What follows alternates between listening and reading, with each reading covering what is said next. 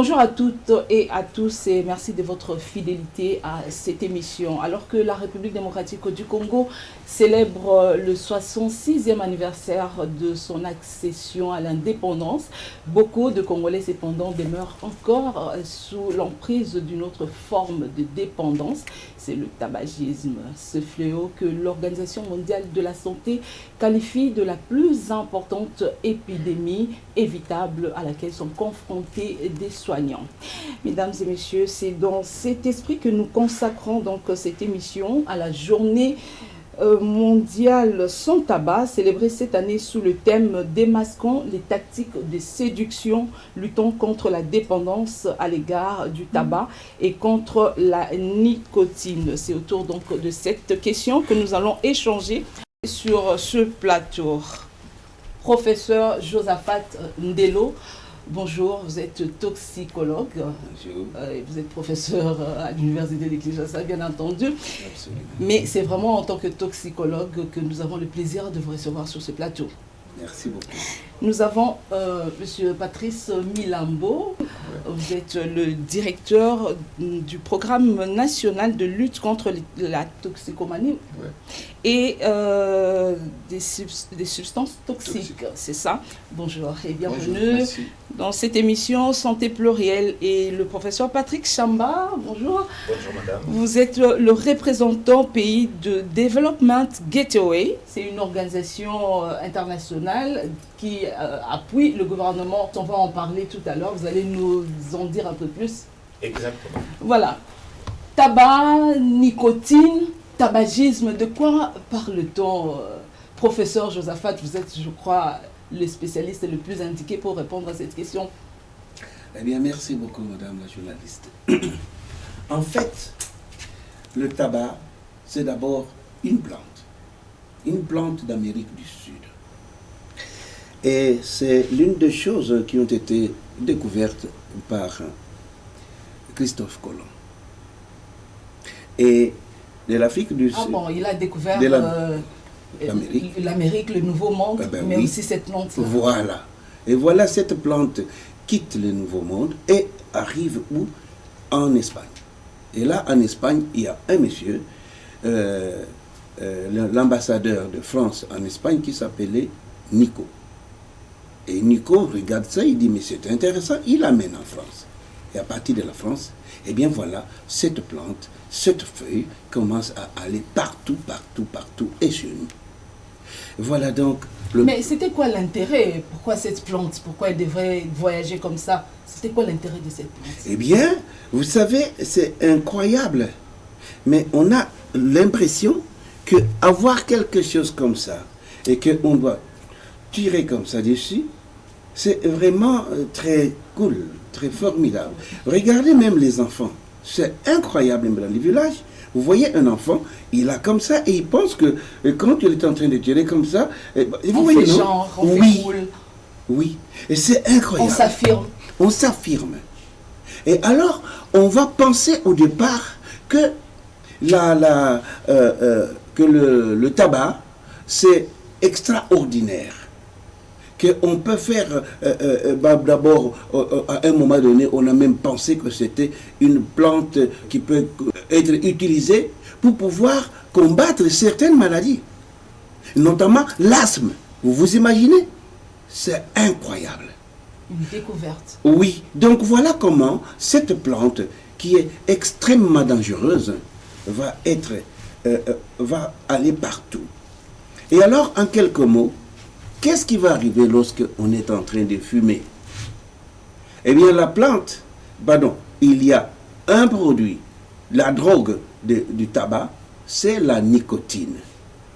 C'est un produit extrêmement dangereux qui peut tuer un chien en prenant tout juste quelques gouttes et les mettre sous la langue du chien. Il peut en mourir, tellement c'est dangereux. C'est la nicotine. Eh bien, lorsque on la prend, eh bien, ça donne des convulsions extraordinaires et la mort peut arriver très facilement et très vite. Alors voilà, quand la nicotine arrive au niveau du cerveau, il prend la place d'un de neurotransmetteurs du cerveau. Et il prend la place. Et qu'est-ce qui va arriver? Le noradrénaline pense que la place, que le neurotransmetteur est là. C'est celui-là qui est en train de fonctionner. Et donc, l'organisme, le cerveau, amène ou libère noradrénaline.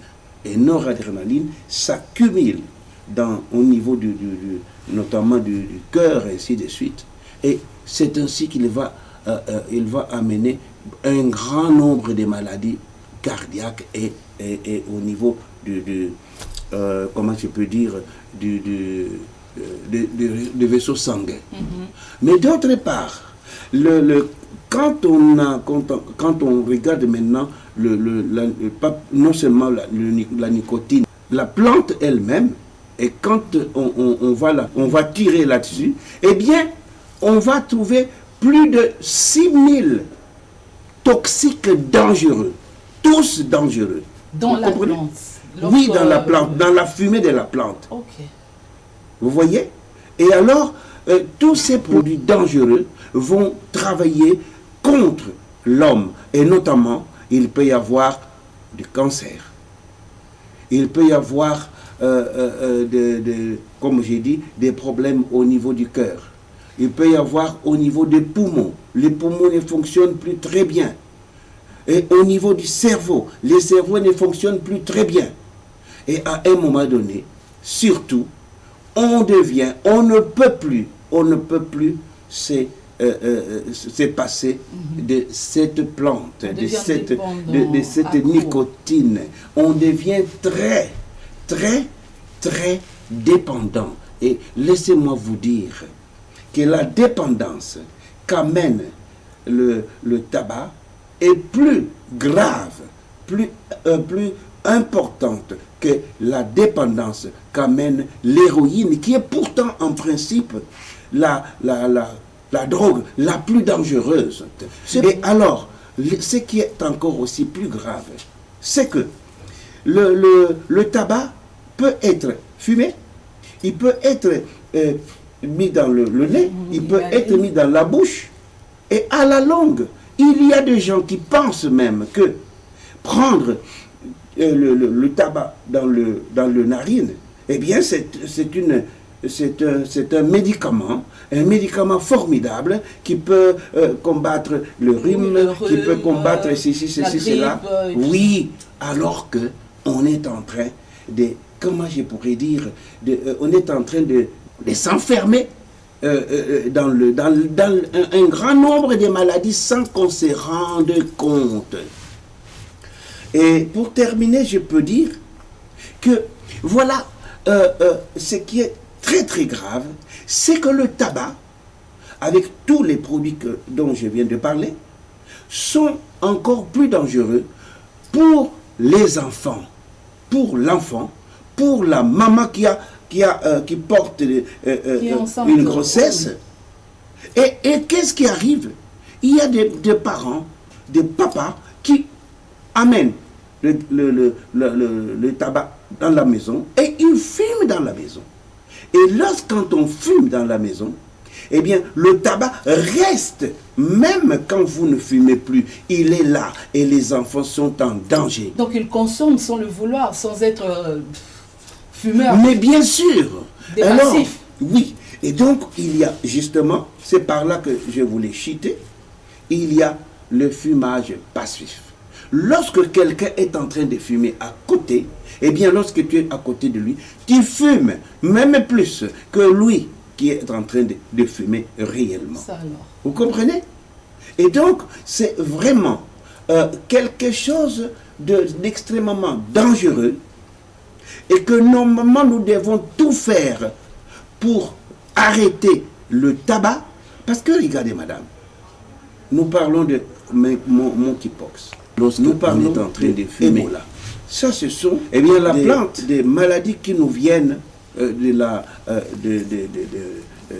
l'environnement. Oui, ok? Mais voilà maintenant là, nous-mêmes nous prenons un produit et qui ne sert absolument à rien Nous le prenons et voilà une autre épidémie que nous-mêmes nous prenons et que voilà. Vous comprenez? Voilà pourquoi l'Organisation mondiale de la santé parle donc d'une importante épidémie, mais évitable. Mais absolument. Et l'OMS a totalement raison. C'est une épidémie. Mais en plus, elle est évitable. Et ça dépend de nous.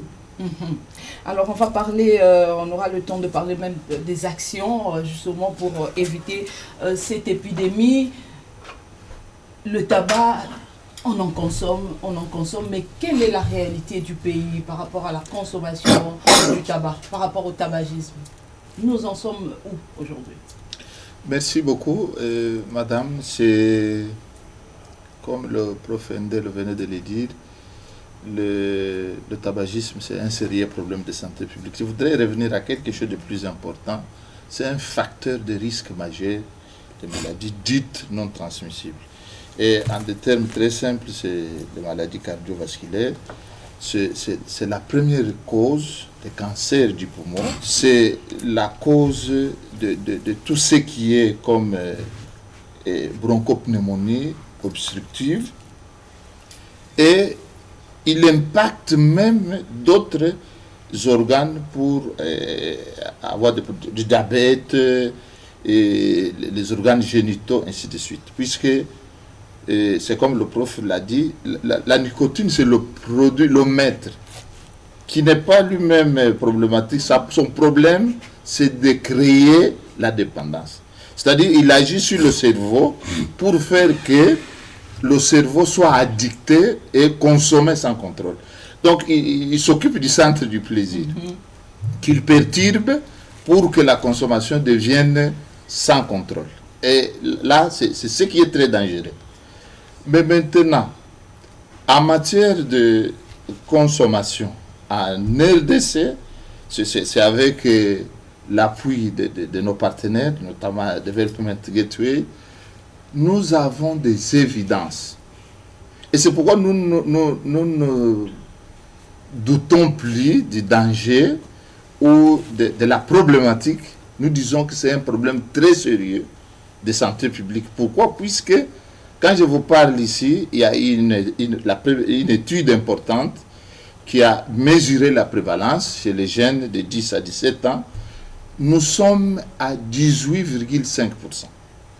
Alors que dans d'autres pays, évidemment c'est ça, alors que dans d'autres pays, comme le Kenya, comme le Nigeria, c'est autour de 4 à 6%. Et chez nous, nous sommes à 18,5%. Des jeunes entre 10 et 17 ans. Ça, c'est une évidence qui catastrophique. Et quand nous prenons les autres évidences, la moyenne de consommation chez les adultes, nous sommes au-delà de 29%. Donc 30 en plus de pourcents. Et ça veut dire que notre pays est déjà dans un sérieux problème. Ça veut dire qu'on a des millions de personnes qui sont sous l'emprise du tabac. Justement. Et l'ampleur n'est pas seulement au niveau de la prévalence, mais l'ampleur est aussi au niveau même, puisque vous savez, le tabac ne crée pas un seul problème. Je pense qu'on va en parler. Il y a le problème économique, il y a les problèmes socioculturels, il y a les problèmes de santé, puisque le tabac met tout ça donc en mouvement. Je prends l'exemple de l'économie. Vous savez, quand quelqu'un est addicté au tabac, une personne dépendante au tabac, ne peut pas acheter de l'aspirine pour son enfant qui fait la fièvre. Il préfère, alors, ne pas acheter l'aspirine pour calmer la fièvre, le paracétamol. Si le tabac coûte 100 francs, justement, donc 100 francs, il va privilégier le tabac. Donc c'est un problème économique important. Il va laisser son enfant, il ne peut pas acheter des sérum oral, de ceci pour lutter contre la diarrhée, la réhydratation, mais c'est un problème sérieux. L'État, notre État, il perd, puisque en fait le prof venait de le dire, il n'y a ni vitamines, ni protéines, ni sel minéral dans le tabac. Ça, madame, je vous le confirme. en tant qu'expert en santé publique, je vous le confirme, il n'y a pas un produit nutritif dans le tabac que des produits destructeurs. Et maintenant, quand la personne qui consomme ces produits-là, puisque vous savez, le tabac, c'est l'unique produit aussi qui détruit l'environnement. Vous savez, le tabac, quand on le cultive, il appauvrit même le sol qui le produit. Le sol devient très pauvre, puisque dans les mécanismes, non, le tabac nous pose beaucoup de problèmes.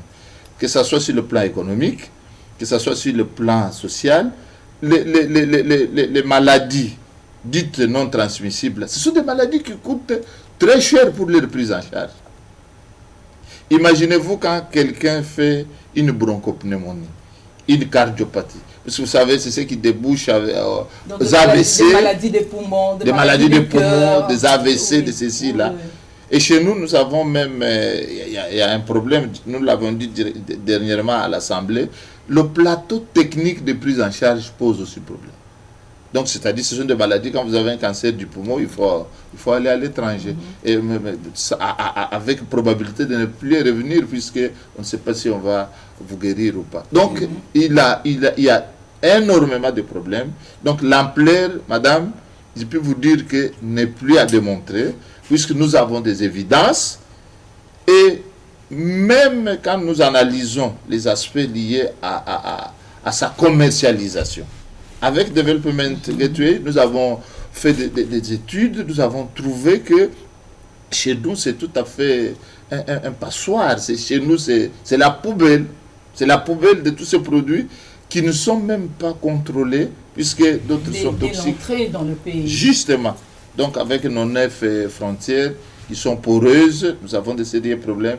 Et c'est pourquoi je dis que son ampleur est plus qu'ampleur. Plus qu'ampleur. Oui. Mais professeur Joseph, je reviens, avec tout ça, avec toutes ces conséquences, apparemment rien de bon dans le tabac. Mais la question, j'allais dire la plus peut-être bête ou simple que je vais poser, pourquoi on consomme ça?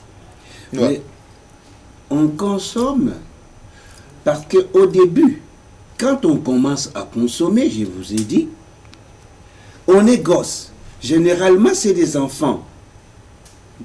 Beaucoup d'enfants, nous avons essayé de fumer, ok?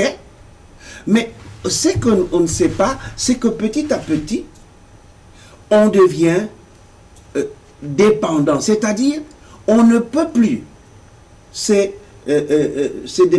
laisser tomber le tabac parce que notre cerveau voit la drogue et comme toute drogue, le cerveau ne peut plus arriver à bien fonctionner sans cette drogue.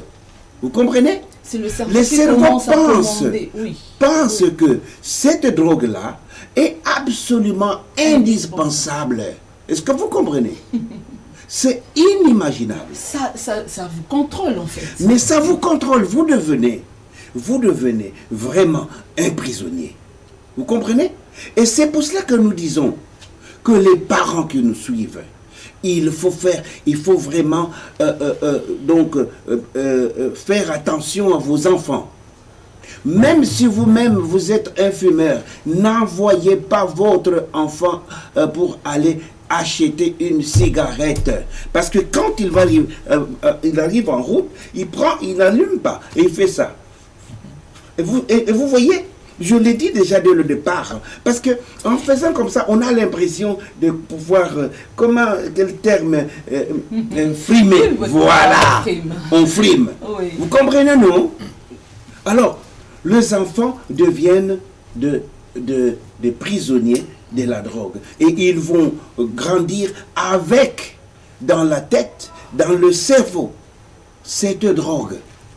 Et ils n'arrivent plus de se débarrasser de ça. Vous comprenez? C'est très difficile de se débarrasser de la fumée, du tabac. Voilà pourquoi les gens... plus ou moins. Oui. Alors, professeur Patrick, le tabac, c'est pas bon pour la santé. Le tabac, c'est pas bon pour l'économie domestique dans le famille. Le tabac, apparemment, ce n'est bon pour rien. Et malgré, je pense, les conséquences du tabac sont aujourd'hui documentées. Le professeur Josaphat en parle, M. Milambo en parle, l'OMS en parle. Malgré ça, les industries du tabac, elles fonctionnent, elles continuent à faire de l'argent en vendant du tabac. Mais où se situe le couac? Où est le problème? Très bien. Merci beaucoup, madame. Je veux commencer d'abord par dire une chose. Il faut savoir qu'aujourd'hui, il existe une première convention mise en place par l'OMS, qu'on appelle la convention de cadre de lutte anti-tabac.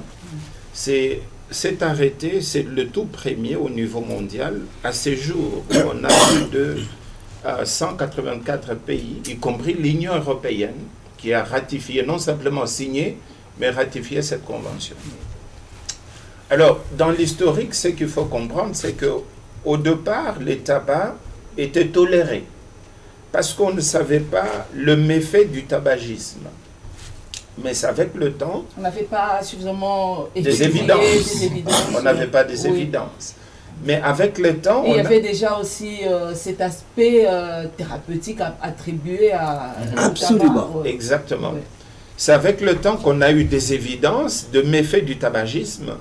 Et je peux vous dire que la Convention cadre, elle est basée sur des données factuelles. C'est de recherches qui sont documentées et qui sont scientifiquement, je peux dire, éprouvées et qui ont montré que le tabac est un produit dangereux.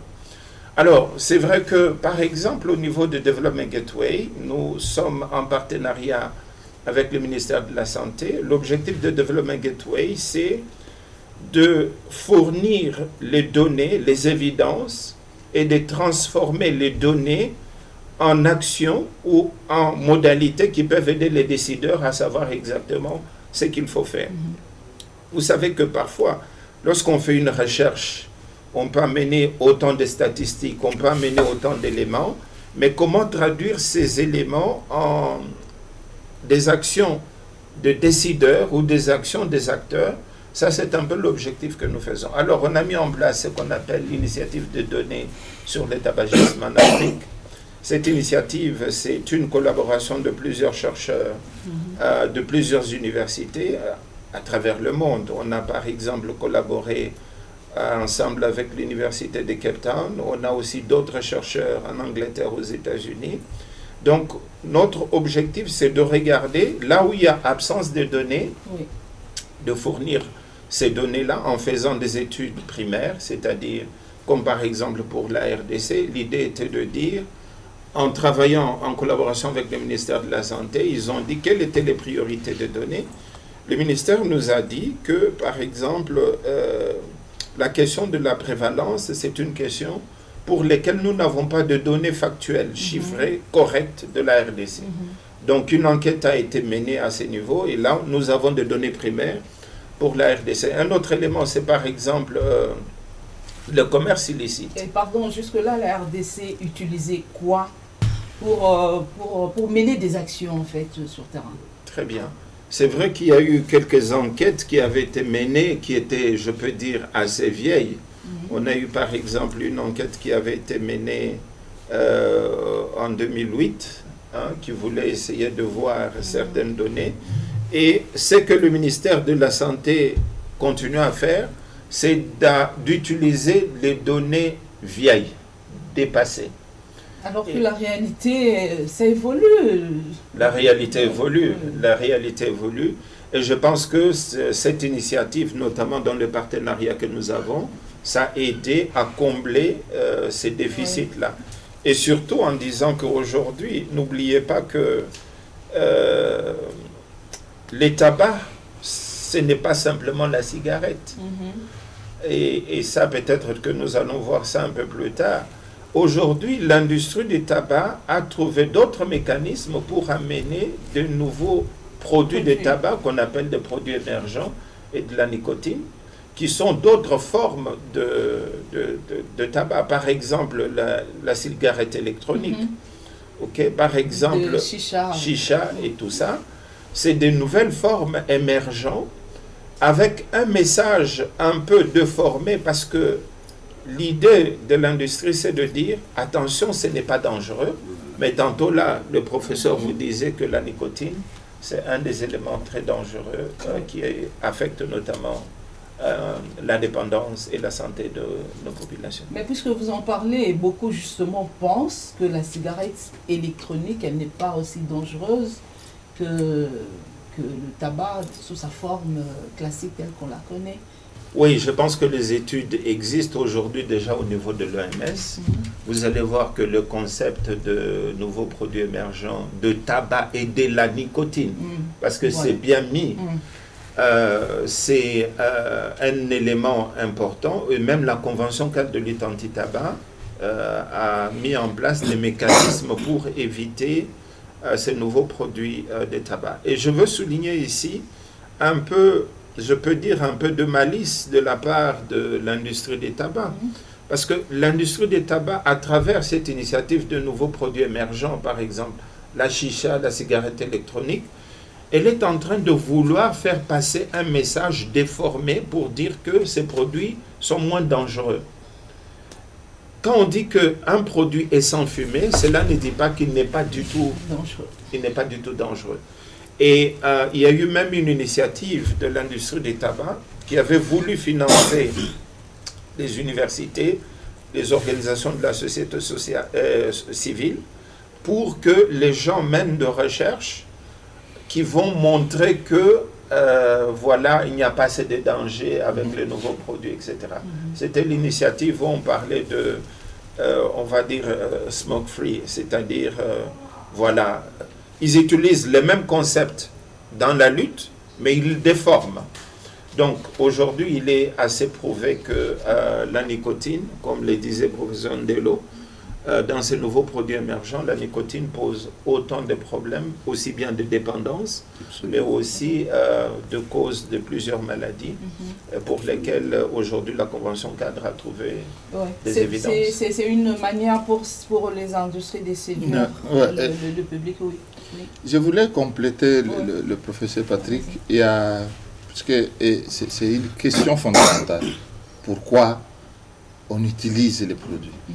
Et il a parlé de quelque chose de plus important, je voulais peut-être le dire clairement, c'est ce que nous appelons marketing agressif. Ça veut dire l'industrie, pour des raisons lucratives, fait tout pour couler ces produits, même si il connaît que ce sont des produits dangereux. Et c'est bien marqué aujourd'hui. Je voulais en venir, c'est justement. Donc, j'ai une étude, ça c'est moi-même, j'ai mené. Vous savez, avec l'arrêté du ministère de la Santé, il est écrit fumer est préjudiciable à la santé. Madame, je vous dis, dans les recherches que nous avons menées, c'est 74% des Congolais. Donc, c'est-à-dire 7 ou 8 Congolais sur 10 ne connaissent pas ce que ça veut dire, ne comprennent pas. C'est 3 qui comprennent. Fumer est préjudiciable. Mais à un moment, d'ailleurs, des organisations de la société civile ont milité pour que la formule soit carrément la fumée tue, au lieu de dire qu'elle est préjudiciable. Ça, c'est une évidence encore. Oui. Vous savez, il y a le prof Machako, avec l'arrêté 010, avait proposé qu'on mette 4 mentions. Oui. Fumer tue, fumer préjudiciable, le tabac nuit gravement à la santé. Expressement, les tabacicots n'ont pas mis fumer tue. Ils ont mis le terme préjudiciable, puisqu'il dit il est ambigu. C'est un terme qu'on ne peut pas bien comprendre. On a même posé des questions aux étudiants qui disent préjudiciable veut dire bon pour la santé. C'est-à-dire, il y a télescopage total. Donc, c'est-à-dire, le terme n'est pas bien compris. Voilà. N'est pas bien compris. Donc, et ça, l'industrie trouve vraiment de l'occasion pour couler les produits. Mais je voulais revenir pour les produits émergents, puisque c'est tout autour de ça que cette année, nous célébrons la journée. L'industrie voulait résoudre un petit problème entre tabagisme passif et tabagisme actif. Puisqu'on les a beaucoup acquilés pour dire la fumée du tabac expose volontairement les autres aux maladies. Ils ont dû en finir pour dire, bon, en arrêtant la fumée, nous n'aurons plus de problème. Or, la toxicité reste est toujours là. Même sans la fumée. Même sans la fumée.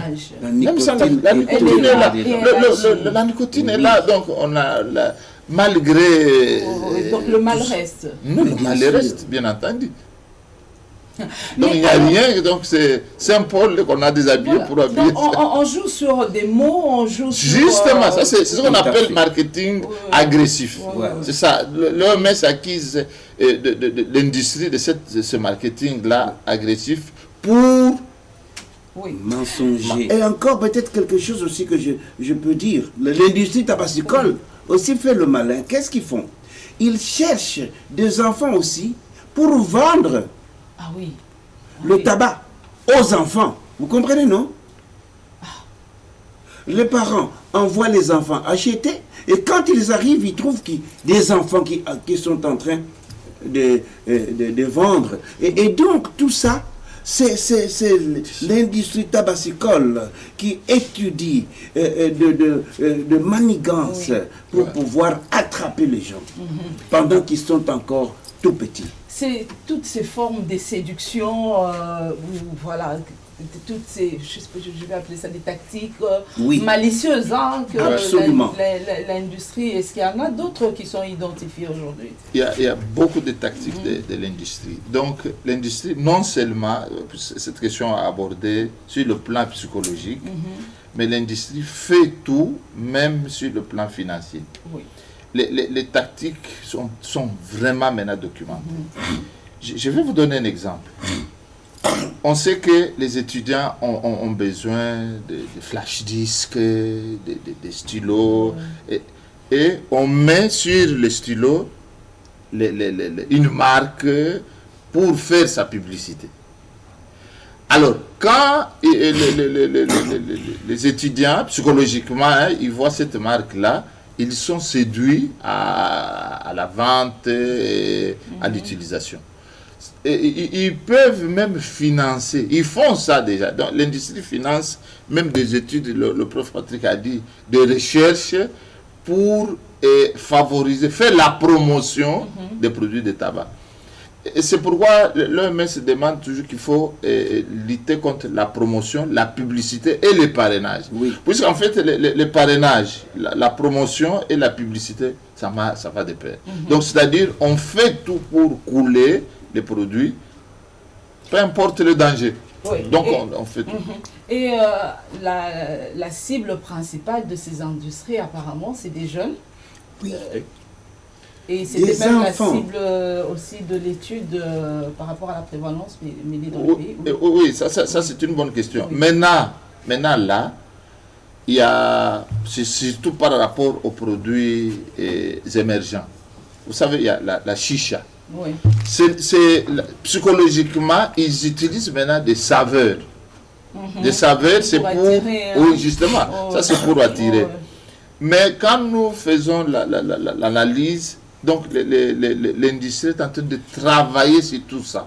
Saveur, mode de vie, tout ce qui peut être attrayant, justement, pour favoriser la promotion. On connaît un peu les... Oui, il y a beaucoup de tout ce qui attire les jeunes, justement. Et tout ça. Et nous avons posé la question aux jeunes, pourquoi est-ce qu'ils fument? Qu'est-ce qui les attire vers le tabac? C'est une question sondage que nous avons posée sur les réseaux sociaux et nous avons eu beaucoup de réponses, mais la plupart ils disent c'est le stress, c'est la dépression, d'autres ils disent nous faisons tout simplement, c'est que ça c'est voilà, c'est la même raison qui poussait nos vieux à fumer à l'époque. Vous aviez déjà fumé, professeur? Non, moi je n'ai pas fumé, mais quand j'étais enfant, c'est vrai qu'un jour j'ai essayé. Mais heureusement que j'avais des parents très stricts qui ne permettaient pas à ce qu'on fume, qu'on ne puisse même pas boire. Donc, mais c'est vrai quand on est enfant, on peut être tenté. Mais sachez, il y a une chose, je pense que Prof Ndelo l'a bien dit, la nicotine et sa dépendance. D'ailleurs, aujourd'hui, l'industrie des tabacs va cibler les jeunes parce qu'ils savent que plus vous ciblez le plus tôt possible, plus ils vont rester dépendants pendant longtemps. Terminé. Et donc, ça c'est un des phénomènes. Mais je pense qu'il y a de la méconnaissance sur le sujet. Voilà. Aujourd'hui, je vais dire que nous avons dans la loi de santé publique, parce que j'en parle, Development Gateway, ensemble avec CICI, qui sont les deux qui collaborent maintenant avec le gouvernement, nous avons mis en place un tableau de bord de données. Oui. C'est un site web qui permet de documenter de manière factuelle toutes les données sur la lutte anti-tabac. Exemple, aujourd'hui, quelqu'un veut savoir que dit la législation sur la lutte anti-tabac. Vous savez que la loi de santé publique qui a été mise en place en RDC en 2018, il y a cette section, quelques articles sur la lutte anti-tabac. En RDC, il est interdit, notamment par exemple aux enfants, que ce soit de vendre ou d'acheter de quoi. Et ça, c'est quelque chose qui est mis dans la loi, mais pour lesquels beaucoup de gens ne savent pas. Par exemple, il est interdit de faire de la promotion de la publicité à côté des écoles. Aujourd'hui, il y a des bonbons qui sont destinés aux enfants, dans les écoles, etc. Incroyable. Alors que la loi l'interdit. Voilà. La loi l'interdit. Et l'OMS, par exemple, ne veut pas qu'on puisse vendre la cigarette par tige. C'est quelque chose... Il faut vendre par paquet, déjà pour limiter... voilà. Donc ici, moi, le message, c'est de dire que il y a aujourd'hui, on peut se documenter sur le données sur la lutte anti-tabac dans ces sites web qui est gratuit, disponible en ligne, pour lesquels on peut avoir des évidences. Tobacco Control Data Initiative, c'est ça. C'est ça. Donc pour la RDC, ça va commencer DRC, pour ne pas dire DRC, DRC. Donc Tobacco Control Data Initiative.org. Donc là, vous pouvez trouver toutes ces données, que ce soit au niveau les arrêtés qui existent au niveau du ministère de la Santé, que ce soit la prévalence, que ce soit quelqu'un qui ne connaît même pas la Convention cadre de lutte anti-tabac, il ne sait même pas les différents articles qu'il y a dans cette convention. Vous êtes nouveau dans la lutte, vous pouvez aller sur ce site. Tout est déjà synthétisé et documenté, de telle sorte qu'on peut avoir des évidences qui peuvent aider non simplement les chercheurs qui font de recherche dans la lutte anti-tabac, mais aussi les gens de la société civile ou toute autre personne qui veut avoir des évidences sur ce secteur. D'accord, alors deux petites questions avant de terminer ces sujets. Moi, je me dis, on va terminer même si on a encore beaucoup de choses à dire, parce que le temps nous imparti arrive à sa fin, donc on va devoir terminer. Professeur Ndelo, est-ce que c'est facile de s'en sortir lorsque on est devenu dépendant du tabagisme? Ce n'est pas facile. Mais c'est pas facile. Ce n'est pas, je répète, ce n'est absolument pas facile parce que, je répète ça, je le dis, le cerveau, les cerveaux, lorsque quelqu'un prend une drogue, le cerveau pense, ne fonctionne plus normalement lorsque cette drogue n'est plus là. Vous comprenez, non? Et il va te dire, il me faut absolument cette drogue. Il me faut la drogue. Il me faut la drogue. Et il y a des personnes qui peuvent même tuer pour aller, par exemple, pour la morphine, chercher la morphine parce qu'il n'en sort pas. Il y a même des réactions physiques qu'on peut avoir. Vous comprenez? C'est ça le problème. Je répète, la dépendance est plus forte pour le tabac que pour l'héroïne.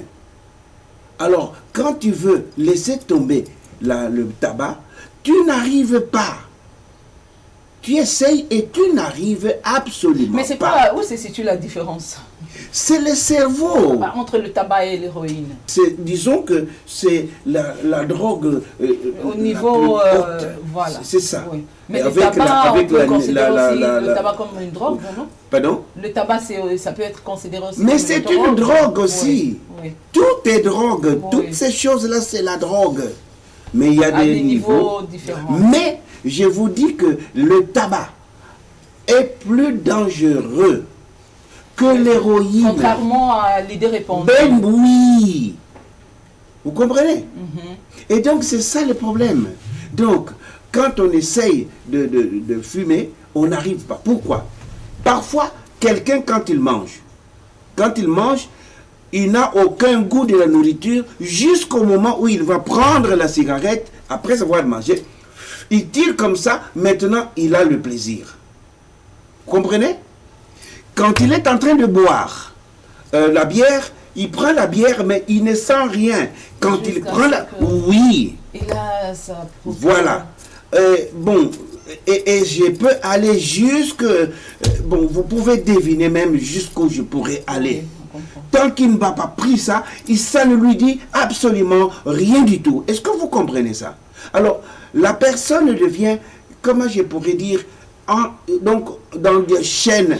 C'est que vous n'avez pas il est dit, enchaîné. c'est que vous avez voulu dire que vous n'avez pas dit, ça veut dire que ça vous conditionne même par rapport à votre vie sexuelle. Voilà. Oui. Même la vie sexuelle. Vous imaginez? Mais c'est très grave. On devient On prisonnier. devient prisonnier. Alors, on a encore beaucoup de choses à dire. Malheureusement, c'est vraiment la fin, mais la toute dernière question. Que fait le pouvoir public face à toutes ces dérives? Nous voyons les jeunes consommer le tabac. Nous voyons des ventes au vu au su de tout le monde. Le marketing qui s'est fait, toutes ces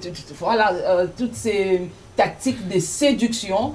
Ça se voit, mais quelle est la réponse qu'on donne à ce problème? Merci madame, Oui. ça c'est une très bonne question. Au début, on vous l'a dit, on n'avait pas de données et parfois on tâtonnait. Mais pour le moment, franchement, laissez-moi vous dire que le gouvernement prend la chose au sérieux. On a parlé ici, il y a l'arrêté 040, donc 42, qui interdit la publicité, la promotion et le parrainage. Le pays vient de ratifier le protocole, puisqu'en fait, quand nous avons eu des données, on en a parlé correctement à telle enseigne que maintenant, même l'autorité, le ministère de la Santé a pris des choses au sérieux. Nous venons de ratifier le protocole pour éliminer le commerce illicite de produits de tabac. Ça, c'est un événement très important. Oui, c'est-à-dire que nous arriverons maintenant à contrôler l'entrée et les sorties. Mais il y a aussi, puisque en fait, pour lutter contre le tabac, il n'y a pas un seul mécanisme. Il faut...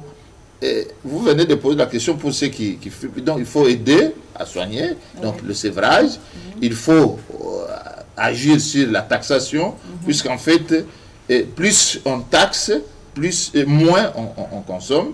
Il faut agir sur la ratification, c'est-à-dire fermer les portes d'entrée. Il faut communiquer pour le changement de comportement. Nous venons même, ça c'est une évidence, nous proposons l'intégration de l'enseignement de la lutte anti-tabac dans les écoles. Il faut qu'on arrive à former au niveau des sciences de la santé, au niveau aussi de l'éducation nationale. Et ce sont là les stratégies du gouvernement pour le moment, afin de réduire il faut la consommation. vraiment des mesures coercitives. Justement, donc avec la police, nous avons commencé des enquêtes pour réduire, pour frapper fort, réduire donc retirer les produits qui sont prohibés et ainsi de suite. Donc ça, ce sont des actions que nous avons formées. Nous avons formé la police des frontières les inspections provinciales de la santé, avec l'appui de nos partenaires.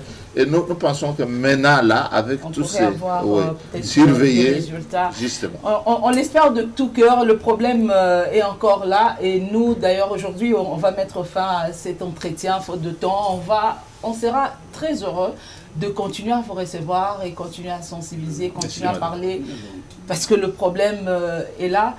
Patrice Milambo, vous êtes le directeur du programme national de lutte contre la toxicomanie et des substances toxiques. Professeur Josaphat Ndelo, vous êtes toxicologue, professeur à l'université de Kinshasa. Tout à fait. Et professeur Patrick Chamba, vous êtes le directeur pays ou le représentant pays de Development Gateway. Voilà, vous avez parlé de l'appui que vous apportez au gouvernement congolais pour notamment pour les données et dans la lutte contre le tabac. Merci à vous trois d'avoir répondu à nos questions et merci à vous également d'avoir certainement pris plaisir à suivre cette émission, mais surtout ce que nous voulons, c'est que le message passe et nous espérons que c'est passé. Nous remercions notamment l'Alliance congolaise pour le contrôle de tabac et autres toxicomanies qui travaille également dans la lutte contre, en partenariat avec le gouvernement dans la lutte contre le tabac. Nous vous souhaitons donc de passer d'excellents moments en compagnie de la radio-télévision nationale congolaise. On se retrouve pour un autre numéro. Portez-vous bien chez vous. Au revoir.